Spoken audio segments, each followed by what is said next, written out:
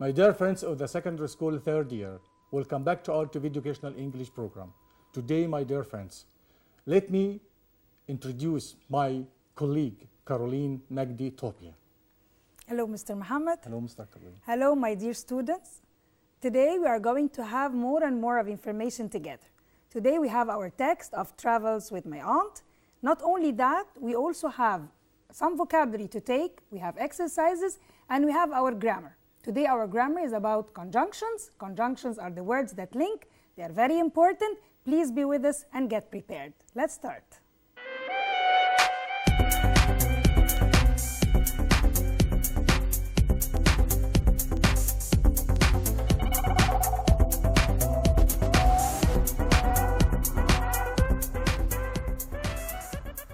Travels with my aunt. Influential. Having a lot of influence. The meaning of words. Banking. The business of a bank. العمل البنكي. Bully. To frighten someone or threaten to hurt them, especially if they are weaker or smaller than you. Excited. Happy, interested, or helpful because someone or something good has happened or is expected. Excitement, the noun, the feeling of being excited. Influence. To have an effect on the way someone or something develops, behaves, or thinks. يؤثر أو تأثير. Regard. To think about someone or something in a particular way. Storyteller, الراوي, someone who tells stories. Adventurous, exciting and involving danger. Conventional, thinking and behaving in the normal and traditional way. تقليدي. بالضبط. Find out. To get information about something or someone. يكتشف. Funeral, a ceremony for someone who had just died. الجنازة. Lead to. To cause something to happen. Lifestyle, the way that someone lives, including their work and activities, and what things they want. Spontaneous, something that is done because you want to do it, not because you plan to do it. طريقة عشوائية. Henry Polling is a retired bank manager and lives a very conventional life. His mother dies just after he retires. At the funeral, he meets his aunt, Augusta. Augusta, a woman in her 70s, who he has not seen for 50 years. Aunt Augusta has traveled all over the world.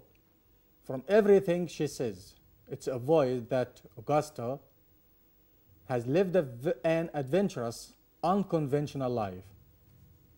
After the funeral, Henry and Augusta meet again.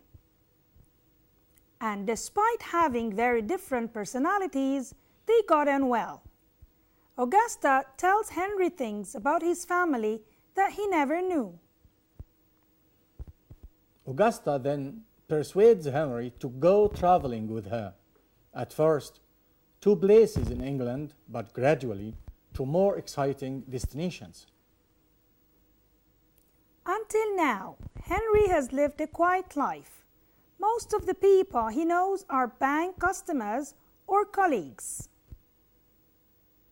One day, Augusta tells Henry she is taking him to Istanbul. He is surprised by this sudden announcement. He's used to planning everything he does, but Augusta is always spontaneous and seems to make decisions without thinking. On the journey to Istanbul, Henry finds out more about his aunt's unusual lifestyle and her past. As they travel, Henry sees new cultures for the first time, and Augusta introduces him to her old friends, who all exciting and unusual stories to tell. Henry is often surprised by what he hears, but begins to enjoy himself more and more. When he returned to England, Henry enjoys his retirement looking after the flowers in his gardens. But he's a changed man. He misses his aunt and her interesting friends, and Augusta has shown him a new way of looking at the world. Now, my dear friends, choose the correct answer from A, B, C, or D. Some people space playing computer games as a waste of time. Think, regard, believe, or wait. بعض الناس إن لعب الكمبيوتر ده مضيعة للوقت. طبعا كلمة regard معناها يعتبر. بعض الناس بتعتبر إن playing computer games as a waste of time. Charles Dickens was one of the 19th century's most famous space storytellers, bestsellers, fortune tellers, or tellers. Of course, Charles Dickens was one of the famous storytellers, كتاب القصة. After the space of the day, the children couldn't sleep. Enhancement, embarrassment, engaged, or excitement. طبعا بعد المتعة والإثارة بتاع اليوم the children couldn't sleep. Excitement. Many people agree that Shakespeare is the most space writer in the English language. Infectious, illegal, influential, and initial. Of course, Shakespeare is the most influential, المؤثر. Children who space other children at school should be sent home. أطفال اللي folly, poly, trolley, or oifully. طبعا الأطفال اللي بي poly after other children at school should be sent. طبعا يبلطج على الآخرين أو يعتدي عليه. My cousin believes in. He never plans what he's going to do. In spontaneity, stupidity, ambiguity, or brutality. Of course, he believes in spontaneity, العشوائية. نعمل حاجة من غير planning. I didn't think about I was doing. I just did it. Space. Slowly, abundantly, spontaneously, alarmingly. طبعا أنا بعمل الحاجة spontaneously معناها عفوية وتلقائية لأن أنا ما بفكرش فيه. Our holiday to Australia was a great space. We spent 2 months exploring the country. Acupuncture, agriculture, adventure, or failure. طبعا بما أنها it was great يعني فيها positive meaning حاجة إيجابية so it was a great adventure. In some countries, it's the space to shake hands whenever you meet someone. Convention, this is noun. Dimension, decision or invention. طبعا it's convention. من العادات والتقاليد بتاعتهم to shake hands whenever or wherever you meet someone. She finds long train journeys very space. She really doesn't enjoy them. Tired, tires, tiredness, or tiring. She found the journey very tiring. ونخلي بالنا بما اننا بنوصف الجيرني نفسها يبقى لازم ing لانها مش بتوصف الشخص بتوصف الناون نفسه اللي جاي اللي هو الجيرني. Now, my dear friends, find the mistakes in each of the following sentences, then write them correctly. He is a retired bank manager and lives a conventional life. طبعا هي professional life يعني حياة مهنية. مش حياة تقليدية، حياة مهنية. I can think of so many things I'll really miss when I leave. Of course, I can think of so many things I'll really miss يعني أفتقدها لكن miss اللي بالإي معناها فوضى. I love working abroad and meeting people from different from different cultures. يعني أنا لما بشتغل في دولة أجنبية طبعا ببقى سعيد جدا لما أقابل ناس من ثقافات مختلفة. He has very unusual stories to speak. Of course, he has very unusual stories to tell. You tell a story. حتى بنقول storyteller. He was surprised by her sudden advertisement that she was going to resign. طبعا sudden decision. He was surprised by her sudden decision. هو فوجئ بقرارها المفاجئ. Now let's move to the grammar and see our grammar today. We are going to present conjunctions. Conjunctions كلمات الربط. في عندنا من الروابط في زي because وas وsince، دول معناهم لأن، دول بيجي بعدهم جملة sentence subject and verb. نفس الجملة أو نفس المعنى because of owing to due to، دول بيجي بعدهم noun أو verb على ing. فأنت الأول شوف الأداة الربط اللي أنت عايزها إيه، هل بمعنى لأن ولا ولكن، وبعد كده ارجع شوف تاني اللي بعدها ده هيبقى عايز جملة ولا عايز noun و verb plus ing. يبقى احنا بنتكلم النهارده عن الروابط اللي بيجي بعدها جمله وروابط، في روابط بيجي بعدها جمله، في روابط بيجي بعدها verb plus او plus ing او noun، في بيجي بعدها روابط بيجي بعدها infinitive. طبعا كل ده هنتعامل معاه النهارده. يبقى الاول بعد النقط لما اجي اختار اشوف ايه اللي بعد النقط عشان اختار الرابط صح. because as since، وsince هنا معناها لان جاي بعدها جمله، بتبقى جمله ايه؟ جمله سببيه. The girls are jealous of her. البنات بتغير منها. ليه؟ Because لأن، ممكن أقول because و as و since. She is very beautiful. The project will not continue next year since there is a lack of funds. Since هنا بمعنى لأن، يعني because في نقص في المعونات اللي هتجيلنا، وبالتالي since بمعنى because. Because of، owing to، due to، for، out of. طبعا كل دي برضه روابط بمعنى بسبب، وده في الحالات دي بيجي بعدها noun or gerund. The girls are very jealous of her because she's beautiful. The girls are very jealous of her due to her beauty. ممكن أقول due to her beauty أو أقول due to being beautiful. Being very beautiful لكونها جميلة. The girls are very jealous of her. being اللي بيجي بعدها noun، بيجي بعدها يقول لك مثلا being a teacher I teach you English. لكن ما اقول هي being very beautiful the girls are very jealous of her. So that, in order that, in the hope that. دايما بيجي بعديهم subject plus the modal verb plus main verb. لازم فيها نتيجة. I'll go home ليه؟ so that I can take some rest. He traveled to London so that he might or he could learn English. traveled في الباست عشان كده قلنا might أو قلنا could.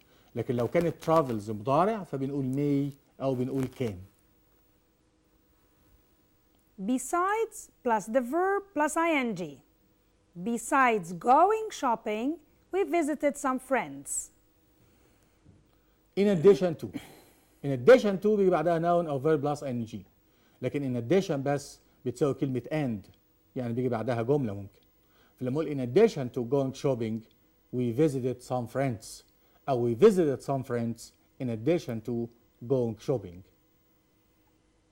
In addition plus subject plus verb. Like what Mr. Muhammad said, in addition is like and. So it just links the sentence between the first and the second sentence. So we say, we went shopping. In addition, we visited some friends. As well as. طبعا ساعات بيجي الفايند ميستيك في كلمة will نفسها، يقول لي مثلا as soon as far as، لكن as well as بتساوي besides وبتساوي in addition to. بيجي بعدها noun معناها بالإضافة إلى، بيجي بعدها noun أو gerund. As well as going shopping we visited some friends. As well as. I'm very keen on politics. My brother is very keen on politics. هنا لما نحب نقول I as well as my brother، ده بالفعل بتاع الجملة لما يكون الفعلين مختلفين. الفعل بتاع الجملة بيبقى على الفعل الأولاني I ولا الفعل الثاني my brother؟ لا، الفعل بتاع الجملة بتاع as well as بيعتمد على الفعل الأولاني اللي هو I. فعشان كده ما فيش طالب يقول as well as my brother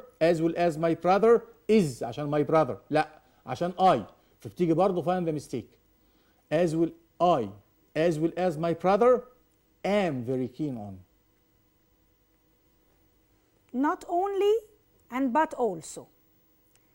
Or not only and then but and then as well. في دي لو احنا هنحط not only بنحط and also في الآخر. لو هنفصلهم هنخليها as well في الآخر. For example, we not only went shopping but also we visited some friends. يبقى أنا عندي مش بس احنا رحنا shopping، لا وكمان احنا زرنا بعض الأصدقاء. يبقى not only at the beginning in the second sentence but also. طب ينفع أقولها بطريقة تانية؟ Yes of course. We can say we not only went shopping but we visited some friends as well. يبقى أنا لو أنا مش هقول and also يبقى أقدر أقول طريقة تانية but وأحط as well at the end of the sentence. كمان احنا لازم نعرف ان not only لما تيجي في وسط الجملة غير لما تيجي في أول الجملة. لو جت في أول الجملة بتعامل على ان هي في صيغة سؤال. يعني هقول not only did we go. اوكي؟ يبقى في فرق بين not only لما يكون ب small letter غير لما تكون not only ب capital letter. وهنشوف برضو الكلام ده مع بعض في عملية الأسئلة وفي عملية الإكزامبلز. not only لما جت هنا ب capital letter بقى did we go shopping but also we visited some friends. في الجملة الأولى بس بعد not only جبنا في helping verb بعد كده جبنا الفعل في الانفينيتيف. لكن في الجملة الثانية الفعل فضل زي ما هو في الباست. not only did we go shopping but also we visited some friends. The reason plus subject plus verb, or is and was and then that plus subject plus verb. How can we use this? Let's see. The reason we didn't consider her for the job was that she didn't have enough experience. يعني السبب اللي خلانا ما نقبلش بيها في هذه الوظيفة كان ايه؟ was that she didn't have enough experience. يعني أنا عندي سبب وعندي نتيجة. فبالتالي بنبدأ بالسبب هو the reason، نحط بعديها subject and verb، وبعد كده الجزء الثاني من السنتنس اللي هو النتيجة هنحط was that وبرضو تكملة الجملة عشان ندي النتيجة. We didn't consider her for that job because she didn't have enough experience. نفس الجملة اللي فاتت بس حطينا because. Although, though, even though. ده روابط ودي بيجي بعدها جملة كاملة. She was in poor health. She continued to carry out her duties. يعني واحدة لما تكون صحتها تعبانة بس استمرت ان هي تنفذ المهام بتاعتها وتشتغل، يبقى ده تناقض.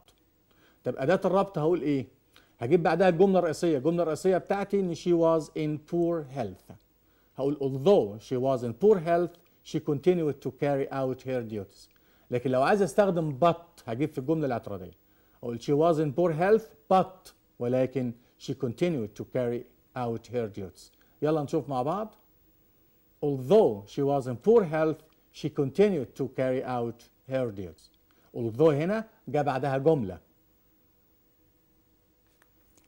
زي ما لسه بنقول although, though and even though all these are words to express contrast. contrast يعني في تضاد، في تناقض ما بين الجملة الأولى والجملة الثانية، تناقض بالمعنى طبعا. although, though and even though جه بعديها sentence. لكن في عندنا كلمات تانية we can use to link the sentences ونعمل conjunction بس مش بنحط بعديها sentence. زي مثلا in spite of and despite، الاتنين دول بنفس المعنى بس ايه اللي بيجي بعديهم؟ ما ينفعش sentence، يا إما noun يا إما ing form. Now we're going to go for more exercises. Choose the correct answer. Dr. Aisha used to go with her father to meeting space.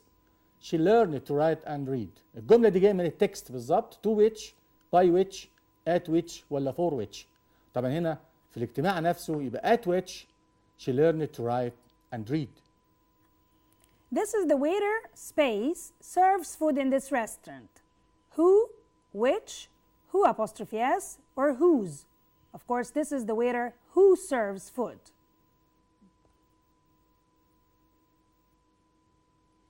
The nurse space responsibility is to look after patients. Has worked at hospital for 10 years. عايز هنا اسم واللي بعدها اسم. responsibility دي اسم. فلما يكون في اسمين ورا بعض والاسم الثاني مملوك للاسم الاولاني بقول ايه؟ اقول whose. يبقى the nurse whose responsibility. الممرضة اللي مسؤوليتها is to look after patients. This is the knife, space, he cut the bread. For which, to which, with which, on which. هذه السكينة، يبقى اللي بيها قطع العيش يبقى لازم with and the pronoun which. The meeting space I went was very boring. For which, to which, at which, ولا on which. هو هنا في صفة للميتنج. قبل الجملة الأولى كان بيقول لك دكتور عيشة عبد الرحمن كان بتروح الاجتماعات اللي بتعمل فيها كذا، لكن الاجتماع ده اللي أنا رحته يبقى لازم أقول to which. يبقى the meeting to which I went was very boring. He says he's busy, space, he really means he doesn't want to go out this evening. At which, in which, for which, by which. واضح الجملة إني بدي ليها السبب، يبقى he is busy, for which he really means he doesn't want to go out this evening. This is all space I want to say. What, that, who, or which. طبعا والجملة برضه هنختم بيها ونقول this is all that we want to say. ده كل اللي احنا عايزين نقوله النهارده. He was space to be a pilot after he was qualified. He was licensed, wanted, driven, given. عاوز اقول هو منح رخصة ان يكون طيار بعد ما أهل. طبعا احنا عارفين كلمة license بالسي اي ده رخصة بس ده نون، لكن لما تبقى بالاس بتنطق زد هنا دي معناها منح رخصة. He was licensed to be a pilot after he was qualified. The headmaster's efforts to improve the school have been very space, affect, correct, effectiveness, and effective. طبعا بعد very لازم يكون adjective effective مؤثر. Effectiveness ده النون وبالتالي ما تنفعش. It has to be very effective. دكتور عيشة helped to improve women's space in Egyptian society. دكتور عيشة ساعدت في تحسين ايه للمرأة في المجتمع المصري. positioned, position, possessive or post. طبعا هنا في apostrophe اس بيجي بعدها noun، apostrophe اس ملكية. apostrophe اس الملكية in Egyptian society. دكتور عيشة has helped to improve women's position in Egyptian society. Florence worked as a nurse at time of war and helped the wounds, wound, wounded, wounding. طبعا help the wounded يعني الجرحى. He is in space of the company during the absence of the manager. Recharge, charge, change, exchange. احنا في زي ما قلنا بنحفظ للتعبير بتاعنا زي ما هو كده. الاكسبريشنز بيقول لي in charge of مسؤول عن، هو بيكون مسؤول عن الشركة أثناء غياب المدير. Congratulations! Your grade in the exam is spaceman. Impressive, impressed, impression, impress. Of course, your grade in the exam is impressive, مؤثرة, adjective form. Dr. Aisha was concerned with space matters, religion, religions, religious, or religiously. دكتور عيشة كانت مهتمية بالأمور الدينية، فاحنا عايزين صفة لماترز. كلمة religion دين وريليجنز ديانات. الادجكتيف اللي عندنا هنا religious، فكانت مهتمية بإيه؟ religious matters بالأمور الدينية. Sarah sings alone. She's a good space singer. Solo, only, lonely, or alone. طبعا she is a good solo singer. Now, my dear friends, find the mistake in each of these sentences, then write them correctly. The Egyptians appropriate Dr. Ahmed Zuweil's efforts in science. طبعا Dr. Ahmed Zuweil, God rest his soul in peace. هنشوف دلوقتي what is the mistake. ينفع أقول the Egyptians appropriate؟ طبعا it cannot go لأنه مش معقول أستعمل adjective بعد الnoun. طبيعي لازم يكون في verb. So the Egyptians appreciate Dr. Ahmed Zuweil's efforts in science. Our teaching crew at school are very knowledgeable. هيئة التدريس اللي عندنا في المدرسة واسعة المعرفة. طبعا ما ينفعش أقول على هيئة التدريس اللي في المدرسة crew، أقول عليها إيه؟ staff. Our teaching staff at school are very knowledgeable. Personnel, I think the problem of food shortage will affect us. Personally, I think the problem of food shortage will affect us. شخصياً. Before you can fly a plane, you need to have a pilot's license. طب هنا في apostrophe s يجي بعدها noun، لكن جاي لي بعد apostrophe s جاي بعدها verb، فاحنا عايزين نحول من كلمة license إلى license. Before you can fly a plane, you need to have a pilot's license. I found university work very difficult, but my friends were very encouraged. I found university work very difficult, but my friends were very برافو. سمعت حد بيقول encouraging مشجع adjective form.